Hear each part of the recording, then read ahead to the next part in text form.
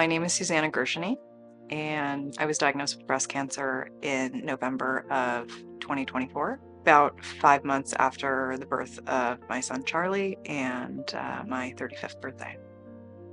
For me, cancer was not so much an if as a when. I come from a long line of women who passed away long before they should have. We are BRCA carriers. I'm BRCA1 positive. In December of 2024, I had my first surgery, which was the first part of my staged mastectomy. January, I started chemo.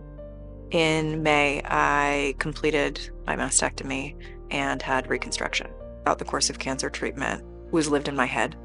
I think when you're in your 30s and you have a family and, you have these surgeries and going through chemo and all of that, it felt like I was running a marathon. It was like I just had this energy that pushed me forward. It was almost like the train was leaving and I was on it, right? And so it's really hard to find time to be present with your family when you have such a big thing that's going on in the background of all of this. One of the things that really helped me slow down and be present was finding art for recovery. I have always loved making art. And, I learned this when I came to Art for Recovery for the first time. I mean, you're in a room with people there are people with terminal illnesses. There are people who are thinking about the end of their life. There are people who are there who aren't, who are touched by cancer in a different way. But when we all come together and we're making art in this space together and creating a space where you just have the freedom to say anything and make anything, and any emotion that is coming out of you is embraced. I found for the period of time, the 2-3 hours that we make art together and check in together, wasn't in my head.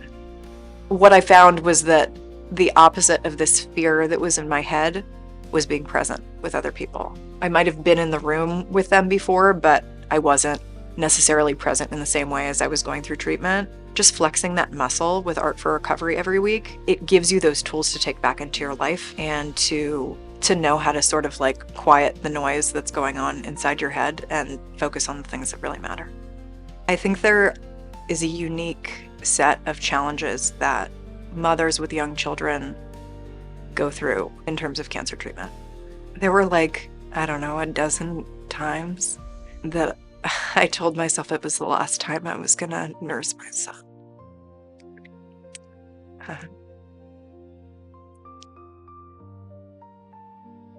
We are given this beautiful gift to nourish our children. And I knew that I had to stop because I had to have surgery. That was really hard. When you get breast cancer at 35 years old, you have a 3-year-old and a 1-year-old, you kind of have to think about. Both my kids were still in cribs.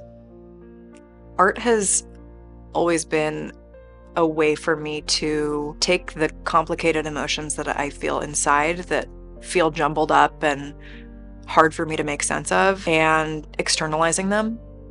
I started losing my hair. It was an incredibly disturbing experience. The shower drain was filled with my hair as I was going through that sort of mourning process of losing aspect of my identity, if I'm being frank. My husband had the just so wonderfully perfect suggestion that I save my hair. So I collected the strands of hair from those drains and all the other places that I was finding it those days, which was pretty much everywhere. Bought a drop spindle and spun my own hair into yarn. I just really could not think of a better place for that hair to rest than in a piece of art that allowed me to take something that was so emblematic of my loss during that period of time and make it into something that had a higher purpose. Unbelievable that it will now be hanging in a major metropolitan art museum. Making this piece allowed me to reclaim my story on my own terms. Cancer treatment happens to you. It is not something that you have control over. But taking aspects of your treatment experience and incorporating them into art, for me, was a way for me to reclaim that story. Being diagnosed with cancer gives you just a radical permission to be yourself. I just went back to, what are the things that really nourish my soul? Being with my family and making art.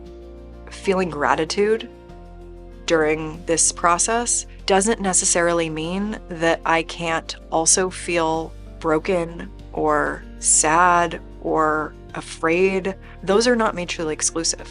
You know, I can be so grateful that I get to watch my children grow up. And I can also be really afraid that maybe this is going to come back one day. It's so important to give yourself the space to feel it all and know that just because you're feeling grateful one day, it doesn't mean that you can't not feel that the next. I think there's beauty in that, in holding space for the range of emotions that exist as you're going through treatment. I can do hard things, and that I don't need to be looking to somebody else. Actually, throughout this process, I learned that the person I want to be the most like is myself.